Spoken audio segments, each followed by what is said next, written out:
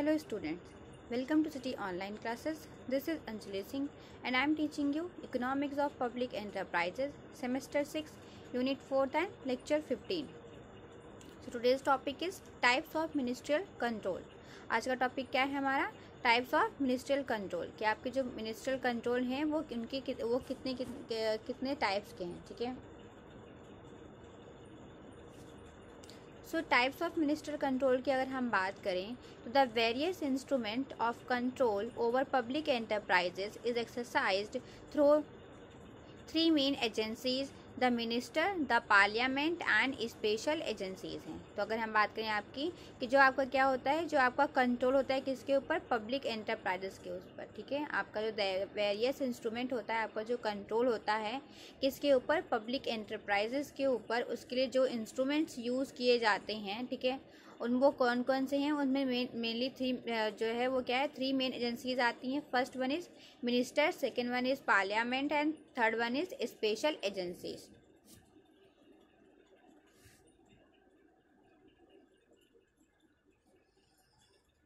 तो हम लोग सबसे पहले डिस्कस करते हैं अपना क्या, ministerial control. So generally the ministerial control is exercised in the fields of administration and finance. तो जनरली अगर हम बात करें तो आपका जो मिनिस्ट्रियल कंट्रोल होता है वो किस फील्ड में जो है एक्सरसाइज होता है, आपका जो एडमिनिस्ट्रेशन एंड फाइनेंस है. ठीक है. तो एडमिनिस्ट्रेशन एंड फाइनेंस से रिलेटेड जो कंट्रोल किया जाता है वो किसके थ्रू होता है, मिनिस्ट्रियल कंट्रोल के through. In the administrative field, the controlling powers of the minister concerned are exercised in the following matters. तो किस तरह से जो मिनिस्टर से अपने पावर को यूज़ करते हैं, तो देखें, the power of issuing directives is by far the most important power to be exercised by minister. सबसे ज़्यादा important power कौन सी होती है कि उन्हें डायरेक्शन प्रोवाइड करना. ठीक है. सबसे बड़ी पावर क्या होती है कि जो एंटरप्राइज हैं उन्हें डायरेक्शन प्रोवाइड करना. Clause 48 of the Damodar Valley Corporation enjoins upon it to be guided by such instruction on questions of policy as may be given to it by the central government है. तो central government जो भी क्या है, इनकी जो भी policies होती हैं, जो भी उन्हें देती हैं, उस पर क्या है, उनको जो भी पॉलिसीज़ होंगी उनसे रिगार्डिंग उनको गाइडेंस भी प्रोवाइड करती हैं.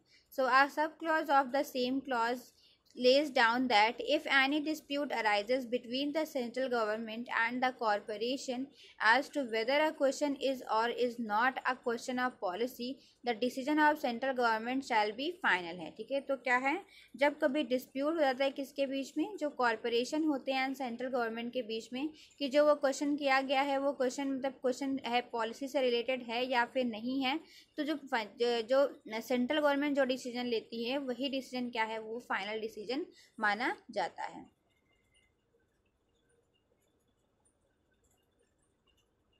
नेक्स्ट पॉइंट देखें, that is the government can institute inquiries into the working of a corporation है. ठीक है. तो जो गवर्नमेंट है वो क्या है, वो इंक्वायरी भी कर सकती हैं जो किससे रिगार्डिंग, जो कॉरपोरेशन है उनसे वर्किंग के regarding. Such an inquiry committee was appointed in the case of the Damodar Valley Corporation in 1952 है. ठीक है. जैसे कि क्या थी, इसे गवर्नमेंट क्या है, इंक्वायरी के लिए क्या कर सकती है, इंक्वायरी कर सकती हैं जो कॉरपोरेशन है उनकी वर्किंग की. तो इसके रिगार्डिंग क्या था, एक बार जो है आपको जो दामोदर वैली कॉरपोरेशन था 19, तो उसके लिए उसकी वर्किंग को उसकी जो है इंक्वायर करने के लिए 1952 में क्या की गई थी, एक कमिटी जो है वो अपॉइंट की गई थी. ठीक है. जिसका मेन मोटिव क्या था कि जो दामोदर वैली कॉरपोरेशन थी उसकी वर्किंग को क्या करना, इंक्वायर करना. थर्ड देखिए हम, तो the government is authorised to frame rules and regulation to facilitate the working of this enterprise हैं. अब गवर्नमेंट के पास पावर है कि वो क्या है, उनके पास अथॉरिटी है कि वो क्या है, जो ये एंटरप्राइज हैं उनसे रिलेटेड रूल्स एंड रेगुलेशंस को बना सकती हैं. उनके वर्किंग से रिलेटेड क्या है, रूल्स एंड रेगुलेशन बना सकती हैं कि जो ऐसे रूल्स एंड रेगुलेशन बनाएंगे जो उनके वर्किंग को क्या करेंगे, फैसिलिटेट करेंगे या फिर कह सकते हैं हम रेगुलेट करेंगे. तो it can prescribed forms lay down procedures and even prescribe the activities to the undertaken है. तो जो गवर्नमेंट है वो क्या है, वो प्रिस्क्राइब कर सकती हैं क्या एक पर्टिकुलर फॉर्म की किस तरह से काम किया जाएगा, क्या प्रोसीजर रहेगा एंड प्रोसीजर्स हैं, एंड यहाँ तक कि जो कौन सी एक्टिविटीज़ जो एंटरप्राइज हैं वो कौन सी एक्टिविटीज़ को परफॉर्म करने वाले हैं, वो एक्टिविटीज़ भी वो क्या है वो प्रिस्क्राइब कर सकती है कौन, सेंट्रल गवर्नमेंट। नेक्स्ट देखें तो if a particular board of management fails to carry out the purposes for which it was set up or if it fails to carry out the directives issued by the government, the latter can suppress it and appoint a new board है। अगर यह है जो particular board of management थे वो fail हो जाते हैं, जिस पर्पज़ के लिए उन्हें इस्टेब्लिश किया गया था, जिस पर्पज़ के लिए उन्हें लाया गया था, वो अपना पर्पज़ अपनी रिस्पॉन्सिबिलिटी को फुलफ़िल करने में फ़ेल हो जाते हैं, जो डायरेक्शंस इशूड किए थे गवर्नमेंट ने उसके अकॉर्डिंग बिजनेस करने में या काम करने में वो क्या है फेल हो जाते हैं, तो जो गवर्नमेंट है वो क्या कर सकती है, जो बोर्ड हैं उन्हें हटा सकती है और उनकी जगह पे न्यू बोर्ड को वो अपॉइंट कर सकती है। So under certain conditions the government can remove from office any member of the management board है। तो कुछ ऐसी कंडीशंस भी होती हैं जिसमें क्या है कि जो गवर्नमेंट है वो क्या कर सकती है, किसी मैनेजमेंट के किसी भी मेंबर को, ठीक है, आपकी जो गवर्नमेंट है सेंट्रल गवर्नमेंट वो क्या कर सकती है, मैनेजमेंट के किसी भी मेंबर को क्या कर सकती है, रिमूव कर सकती है उसके ऑफिस से। नेक्स्ट पॉइंट देखें, so the government is empowered to appoint the chairman and members of the board of management and the managing director. तो क्या है आपकी जो गवर्नमेंट है उनके पास क्या होती है, पावर होती है, किस चीज़ की, उनके पास पावर होती है चेयरमैन एंड जो आपके बोर्ड ऑफ मैनेजमेंट है, ठीक है, आपके जो चेयरमैन होते हैं एंड जो बोर्ड ऑफ जो आपके क्या है जो बोर्ड ऑफ मेंबर्स हैं किसके, मैनेजमेंट के, ठीक है, जो मैनेजमेंट के मेंबर्स हैं या मैनेजिंग डायरेक्टर्स हैं उनको अपॉइंट करने की पावर किसके पास होती है, गवर्नमेंट के पास होती है। In addition, the government retains the power of approval of appointment to post carrying salaries above a certain limit, namely क्या है आपका ये 22,250 a month है, ये 7 नहीं है, ये 7 की जगह पे आपका रुपीज़ होगा, ठीक है, तो ध्यान रखिएगा। तो क्या है कि ये क्या है जिस अगर आपका क्या है कोई ऐसे अपॉइंटमेंट कर रहे हैं जो कि क्या है 2,000 रुपये मतलब 2,250 रुपये के ऊपर की है, तो उसके क्या करें गवर्नमेंट से परमिशन लेनी पड़ेगी।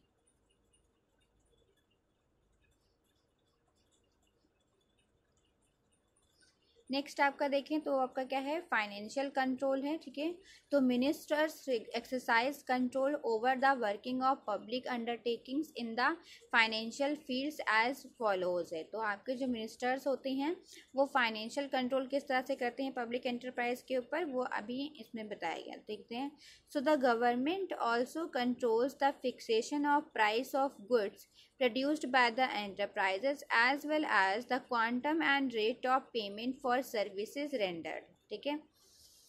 तो क्या है जो गवर्नमेंट है वो ये भी डिसाइड करती है एंड कंट्रोल करती है क्या है कि जो आपकी जो एंटरप्राइजेज हैं वो जो गुड्स को प्रोड्यूस कर रही होती हैं, ठीक है, जो सर्विसेज को प्रोड्यूस करते गुड्स को प्रोड्यूस कर रही होती हैं, तो उसका वो प्राइस क्या रहेगा, क्या रेट चार्ज करेंगे, क्या प्राइस चार्ज करेंगे, किस प्राइस पे लोगों को अवेलेबल कराएंगे, तो जिसका प्राइस फिक्स करना होता है ना उसकी प्राइस फिक्सेशन पे भी किसका कंट्रोल होता है, आपकी जो सेंट्रल गवर्नमेंट होती है वो क्या करती है, कंट्रोल करती है। एंड ये भी होता है कि जो ये सर्विसेज रेंडर कर रही होती हैं, जो सर्विसेज ये खुद किसी और से अवेल कर रही होती हैं, उसका ये क्या पेमेंट कर रही होंगी, ठीक है, ये भी क्या है कौन डिसाइड करता है, आपका गवर्नमेंट डिसाइड करती है। So these matters can not be settled on purely economic grounds and wider issues of public interest have to be kept in view है। तो ये जो आपके मैटर्स होते हैं आप उनको प्योरली इकोनॉमिक ग्राउंड्स पे सेटल नहीं कर सकते हैं, काफ़ी सारे इशूज़ होते हैं पब्लिक इंटरेस्ट के जिन्हें क्या करना पड़ता है, ध्यान में रखना पड़ता है प्राइस फिक्सेशन के टाइम पे।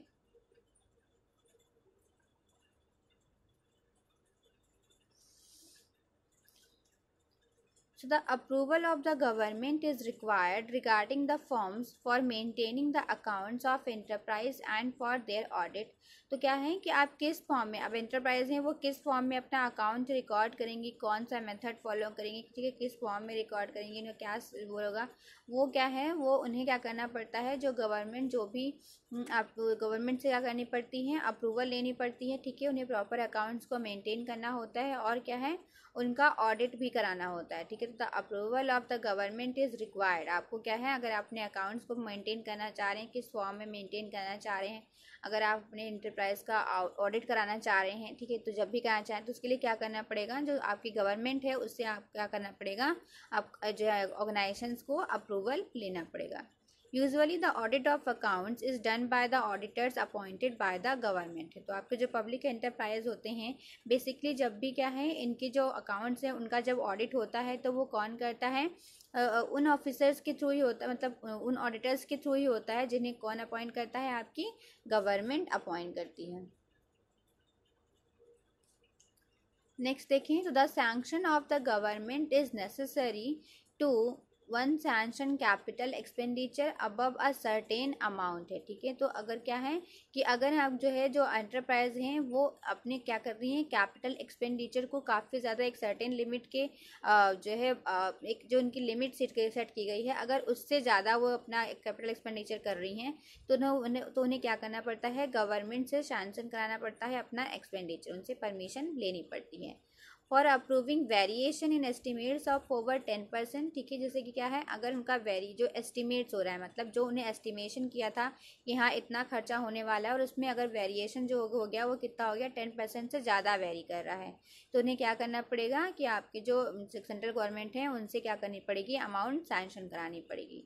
सेकेंड देखिए, for matters connected with borrowings, investment, securities, distributions of profits etcetera, या फिर आपके जो मैटर्स किससे रिलेटेड हों, अगर आप बोरोइंग से रिलेटेड हो, ठीक है, आप क्या कर रहे हैं, किसी से बोरो कर रहे होंगे, जैसे कि बोरो कर रहे हैं, या फिर इन्वेस्ट कर रहे हैं, या फिर सिक्योरिटीज़ परचेज कर रहे हैं, या प्रॉफिट डिस्ट्रीब्यूट कर रहे हैं, तो इन सबसे रिलेटेड जितने भी मैटर्स होते हैं उन्हें क्या करनी पड़ती है, उसमें गवर्नमेंट की प्रायर परमिशन लेनी होती है, या उनसे अपना क्या है, सैंक्शन कराना पड़ता है अपना budget. So for instance, in the case of the Hindustan steel limited है, ठीक है, क्या है, in the case of Hindustan steel limited की अगर हम बात करें, तो approval of the central government is necessary for increase of capital है। तो उन्हें क्या पड़ता, जब वो अपना कैपिटल इंक्रीज कर रहे थे तो उन्हें क्या था, उन्हें गवर्नमेंट की अप्रूवल लेना इम्पॉर्टेंट था।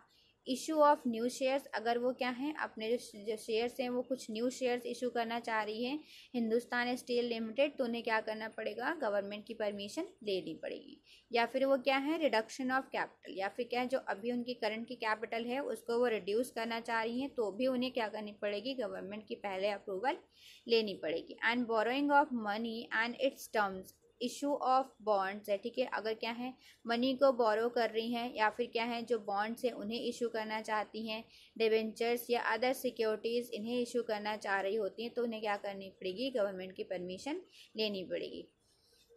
या फिर any programme of capital expenditure for an amount exceeding 40 lakh है, या फिर क्या है, कोई भी प्रोग्राम हो जिसकी किससे रिलेटेड है, कैपिटल एक्सपेंडिचर का कोई भी प्रोग्राम होगा जिसका अमाउंट क्या है, 40 लाख से ज़्यादा है, ठीक है, तो उन्हें क्या करना पड़ेगा, उन्हें गवर्नमेंट की परमिशन लेनी पड़ेगी। Winding up of the company etcetera, या फिर क्या है, वो अगर कंपनी को वाइंडिंग अप करना चाहते हैं तो उस केस में भी क्या है, उन्हें गवर्नमेंट की अप्रूवल लेनी पड़ेगी।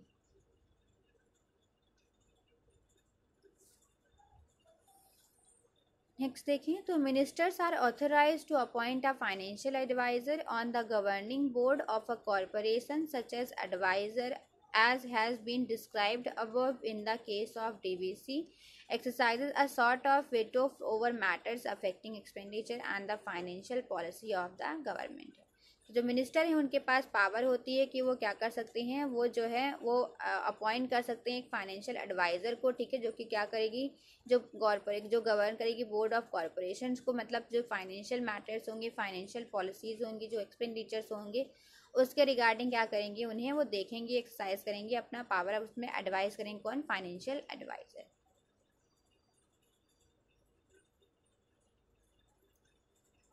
नेक्स्ट जो है हमारा वो क्या है, parliamentary control. So public enterprise are owned by the state and are created by investment from public funds and must therefore be subject to be accountability to which all activities financed from public funds are subjected, namely to the parliament, which is not merely the custodian of public funds but also represents the shareholders, that is the tax payers है, ठीक है। तो जो public enterprise होती हैं basically वो own होती हैं किसके थ्रू, स्टेट के थ्रू, एंड क्रिएट की होती है किसके थ्रू, जो इन्वेस्टमेंट फ्रॉम पब्लिक फंड, जो पब्लिक का फंड होता है उसमें से इन्वेस्टमेंट करके।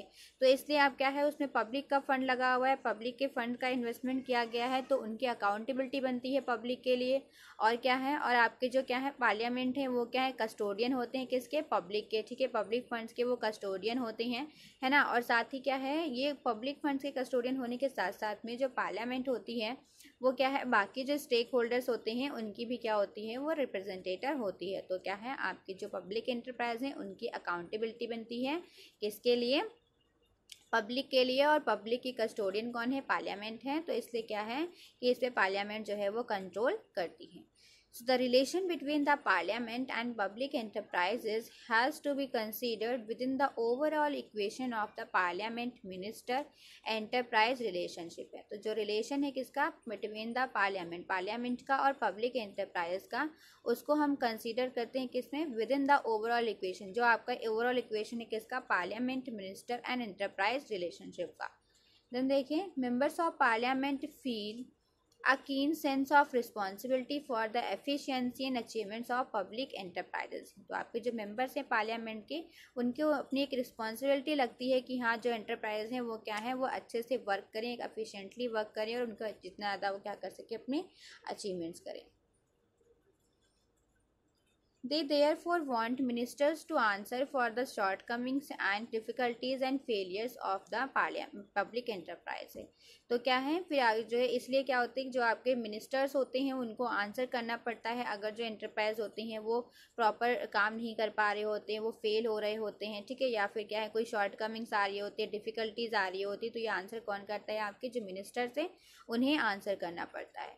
तो फिर Faced with this detailed and continuous scrutiny by Parliament, the responsible minister has little choice but to keep himself informed on all matters that relate to a public enterprise, including matters of day-to-day administration है। अब जो कि क्या किया जाता है कि जो आपके क्या होते हैं जो मिनिस्टर्स होते हैं उनसे कंटिन्यूस स्क्रूटनी की जाती है पार्लियामेंट में, उनसे कंटिन्यू क्वेश्चन किया जाता है पार्लियामेंट में एंटरप्राइज से रिलेटेड। तो ये मिनिस्टर्स की रिस्पॉन्स के पास कोई चॉइस नहीं होती है कि वो क्या है, वही तो वैसे रिस्पॉन्सिबिलिटी तो होती ही होती है बट फिर भी उनके पास कोई चॉइस नहीं होती उससे बचने की, क्योंकि क्या है अगर वो सारे मैटर्स से इन्फॉर्म नहीं रहेंगे, सारे मैटर्स एंटरप्राइज से रिलेटेड जितने मैटर्स हैं अगर उन्हें नहीं पता होगा तो वो क्या कर पाएंगे, जिससे वो आंसर नहीं कर पाएंगे पार्लियामेंट में। तो इसलिए उन्हें सारे मैटर्स को पता होना चाहिए। So report on public undertaking any act और ओमिशन ऑफ एन एक्ट है। So act which directly affects the fulfillment of objectives and obligation cannot be described as a mere matter of day-to-day administration है। तो अगर हम बात करें तो जो ऐसे मतलब ऐसे एक्ट होते हैं या फिर जो डायरेक्टली क्या है अफेक्ट कर रहे होते हैं आपके ऑब्जेक्टिव्स को, आप उन्हें क्या है direct day to day administration में क्या कर सकते हैं, उन्हें डिस्क्राइब नहीं कर सकते हैं। So in the same way, all matters except those which have a bearing on an established policy of government should ordinarily be treated as matters of routine administration है। तो वैसे जो जिसमें क्या है कि जो गवर्नमेंट की पॉलिसी से रिलेटेड नहीं होते हैं तो उसके अलावा बाकी के जितने मैटर्स होते हैं वो क्या है रूटीन एडमिनिस्ट्रेशन से रिलेटेड ही माने जाते हैं। Parliamentary control over public enterprises is exercised principally through questions, adjournment, motion, debates and parliament committees. We shall now briefly discuss these instruments. ठीक है, फिर हम बात करते हैं problems of control of public enterprises हैं। ठीक है, तो कौन कौन सी प्रॉब्लम्स क्या है अगर कोई पब्लिक एंटरप्राइज पे कंट्रोल करना चाहे। The problem of control of public enterprise is thus not of a single uniform pattern. सबसे बड़ी प्रॉब्लम क्या है कि उन्हें कंट्रोल करने का कोई एक सिंगल और यूनिफॉर्म पैटर्न नहीं है। डिफरेंट इंडस्ट्रीज को कंट्रोल करने के लिए डिफरेंट टाइप्स के मेथड्स को यूज़ करना पड़ता है। So the channels of control vary with the organisation form of the enterprise. जो कंट्रोल का चैनल है वो क्या है हर ऑर्गेनाइजेशन के अकॉर्डिंग वेरी करता रहता है। Even the substantial content of control varies from one public enterprise to another according to its exact socio economic role है। ठीक है, तो जो इंटरप्राइज होती है उसके सोशियो इकोनॉमिक रोल के अकॉर्डिंग क्या है उसका कंट्रोल भी वेरी कर रहा होता है। Lastly, the very history of the organization of an enterprise in the public sector sometimes has a being on the system of control है। और कभी कभी क्या होता है, जो आप किसी भी एंटरप्राइज के बारे में अगर जानना चाह रहे होते हैं तो आपको उसकी प्रॉपर नॉलेज नहीं मिल पाती, ट्रू नॉलेज नहीं मिल पाती। क्यों? क्योंकि वो क्या होती है, बेसिकली किसके कंट्रोल में होती है, सिस्टम के कंट्रोल में होती हैं। दस while a departmental undertaking is under the full control of the minister, companies and corporations are free of detailed ministerial or parliamentary control and enjoy a large measure of operational autonomy। जैसे आपकी क्या है, जो departmental undertaking होती हैं उनके ऊपर full control किसका होता है, मिनिस्टर्स का कंट्रोल होता है। बल्कि उनके कंपैरिजन में देखें तो आपकी जो कंपनीज होती हैं, जो कॉरपोरेशंस होते हैं, वो फ्री होते हैं एंड वो क्या है, पार्लियामेंट्री कंट्रोल से, एंड वो क्या है, फ्री ऑटोनॉमी को क्या करते हैं, एंजॉय करते हैं। Secondly, there is no significant difference in the matter of control between statutory corporations and government companies है। फिर आपका क्या है कि आपकी जो गवर्नमेंट कंपनीज और स्टैट्यूटरी कॉरपोरेशन है उनके जो कंट्रोल में कोई भी डिफरेंस नहीं होता है। सो thirdly, there exists some confusion in the matter of division of responsibilities between the government and the management of the enterprise in the field of public accountability। ठीक है, सो स्टूडेंट्स आज के लेक्चर में हम लोग इतना ही रखते हैं। आई होप आप लोगों को सारी चीज़ें समझ आई होंगी एंड आज का ये टॉपिक हमारा यहीं पे ख़त्म होता है। कल हम लोग क्या करेंगे, अपना नेक्स्ट टॉपिक